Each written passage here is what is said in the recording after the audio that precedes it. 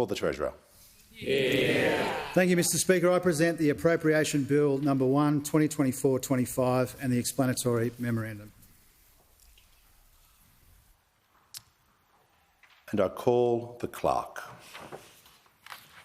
First reading, a bill for an Act to appropriate money out of the Consolidated Revenue Fund for expenditure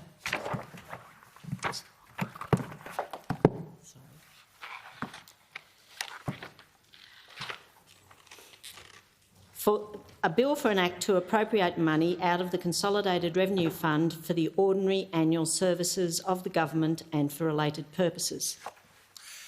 And I call the Treasurer. Thank you, Speaker. I move that the bill be now read a second time. And on this Ngunnawal land, I acknowledge all of the First Nations people of this country and the custodians, customs and cultures which guide and inspire us. Mr Speaker, this is a budget for the here and now, and it's a budget for the decades to come. It's a responsible budget that helps people under pressure today and invests in the promise and potential of the more prosperous future that we can make together. Our main priorities are helping with the cost of living, building more homes for Australians, investing in a future made in Australia and the skills and universities we'll need to make it a reality, strengthening Medicare and the care economy, and responsible economic management which is set to produce another surplus and help fight inflation. Speaker, this government and this budget delivers for every Australian. A tax cut for every taxpayer, wages growing in every industry, a better deal for every working parent, a fairer go at every checkout, new help with energy bills for every household and for small business, stronger Medicare in every community, more homes in every state and territory, more opportunities in every TAFE and university, a dignified retirement for older Australians, energy and industry policies that help bring the jobs of the future to every corner of our country, an economic plan where growth and opportunity go together, a government and a budget for every Australian. This budget is framed in fraught and fragile global conditions. The world economy is resilient in parts but subdued overall. Inflation is lingering in North America. Growth is slowing in China and tepid in Europe. Tensions have escalated in the Middle East and they persist in Ukraine. Global supply chains are fragmenting.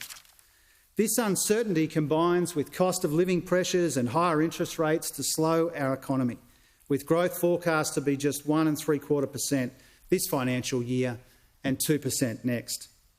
Slower growth means a softer labour market, with unemployment expected to rise slightly to 4.5% next year, even as we create tens of thousands of new jobs.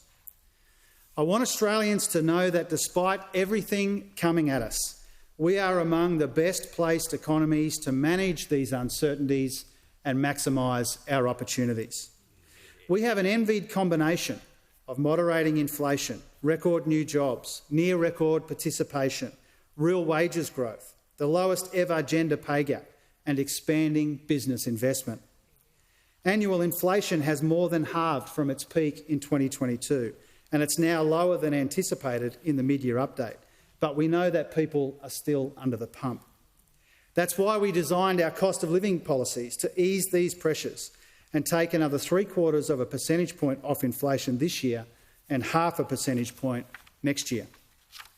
Treasury is now forecasting that inflation could return to target earlier, perhaps even by the end of this year. At the same time, around 780,000 jobs have been created under this government, a record for any first term. This is stronger jobs growth than in any major advanced economy. Real wages are growing again for the first time in almost 3 years. Business investment is now expected to record its longest annual expansion since the mining boom. And we're addressing the pressures caused by population growth, with net overseas migration next year now expected to be half what it was last year. Speaker, the number one priority of this government and this budget is helping Australians with the cost of living. Responsible relief that eases pressure on people and directly reduces inflation. The comprehensive cost of living plan in this budget delivers a tax cut for every taxpayer, provides new power bill relief for people and small businesses. It freezes the cost of medicines. It makes student loans fairer. It boosts competition in our economy so families and farmers get a fairer deal. And it supports renters as well. Our new tax cuts for Middle Australia are the biggest part of the cost of living relief in this budget. From July 1, all 13.6 million taxpayers will get a tax cut. And for 84% of taxpayers and 90% of tax-paying women, a bigger tax cut than they would have under the previous government. Yeah.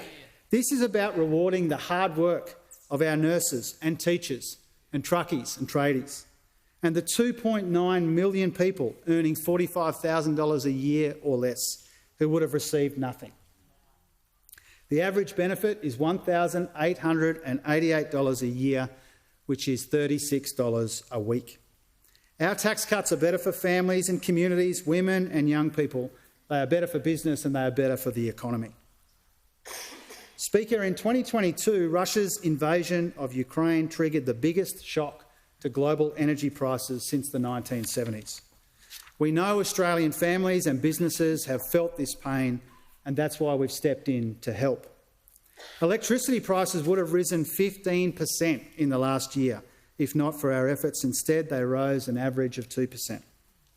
And tonight, I assure Australians that more help is on the way. This budget delivers $3.5 billion in new energy bill relief for everyone. Just as every Australian taxpayer will get a tax cut, every Australian household will get energy price relief. From July 1, Australians will receive an energy rebate of $300 and 1 million small businesses will get a little bit more. The ABS has shown how cutting energy bills directly cuts inflation too, keeping the lights on for families and businesses and keeping downward pressure on inflation. Mr Speaker, Labor governments make Medicare stronger and we make medicines cheaper. We're providing up to $3 billion for cheaper medicines and the community pharmacies that distribute them. And we are freezing the maximum cost of PBS prescriptions for everyone. This year and next year, no one will pay more than $31.60. But 6 out of 10 PBS scripts go to pensioners and concession card holders. And we will freeze the cost of their medicines for 5 years, meaning no pensioner, no concession card holder will pay more than $7.70 for the medicine that they need. We're also investing $3.4 billion to add life-changing and life-saving medicines to the PBS, cutting the cost of one breast cancer treatment from around $100,000 to $31.60. Mr Speaker, going to university can be a life-changing opportunity. For 35 years now, our student loan system has supported millions of people who study hard to chase their dream. But spikes in inflation have exposed a flaw in this system and put young people under unfair pressure. We are fixing that and we're changing that so that it won't happen again. We're capping indexation of student loans to either the Consumer Price Index or the Wage Price Index, whichever is lower, and backdating it to the middle of 2023 will cut indexation from last year in half. It will wipe $3 billion in student debt for over 3 million Australians and save the average person around $1,200. Speaker, we know that Australians are feeling the pinch at the checkout. That's why we empowered the competition watchdog to hold supermarkets accountable. That's why we're taking steps to make the food and grocery code mandatory and making our economy more competitive across the board by strengthening the mergers regime and abolishing nuisance tariffs and reducing compliance costs for business. Because more competition means more choices, means lower prices and better services and better jobs. Now, rising rents, Mr Speaker, are another big part of the inflation challenge, and we're supporting renters who need our help. We are providing $1.9 billion to increase the maximum rates of Commonwealth rent assistance by a further 10%. Yeah. This is on top of the 15% increase delivered in our last budget. It's the first back-to-back increase to Commonwealth rent assistance in more than 30 years, and more much-needed help for young people and for renters of all ages doing it tough. So we're easing the cost of living and we are building more homes for Australians. In the 5 years from this July, we aim to build 1.2 million of them. Our goal is ambitious, but it's achievable if we all work together and if we all do our bit. $6.2 billion in new investments mean our $32 billion Homes for Australia plan will clear local infrastructure bottlenecks, provide more housing for students, fund more social and affordable housing, and will also deliver better transport for better access to suburbs and cities and regions. Mr Speaker, more homes means more affordable homes and a better deal for buyers, builders and renters alike. The current housing pipeline is backed up. We've already allocated $3.5 billion to address bottlenecks and to slash red tape. And this budget includes another $1 billion to help states and territories build more housing sooner.